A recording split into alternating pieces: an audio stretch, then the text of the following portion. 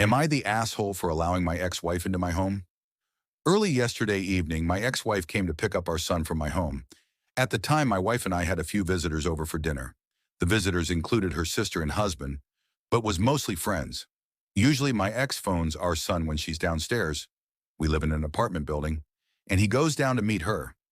Yesterday, she called our son as usual, but asked him to ask me if she could come up because one of her younger kids needed to use the bathroom.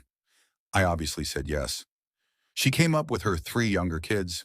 She didn't know we had company, so apologized for interrupting before taking the kids to the bathroom. On her way out, a couple of the guests stopped her for a quick chat, friends I've had since she and I were married, but it was only a few minutes. My son gave his little siblings some of the snacks that were out for guests. After they left, my wife's sister was quick to call my ex rude for barging in. One of my friends replied to her saying something about small kids' bladders, and nothing more was said about it. However, after everyone but my wife's sister had left, my wife and her sister started talking about it, and both agreed that it was rude and tacky. They couldn't believe she started talking to some of our friends. When I objected, they said it was wrong of me to have let her in without asking my wife first. I said that's ridiculous. Later, my wife and I discussed it again, and she said she found it embarrassing for me to just let her in like that.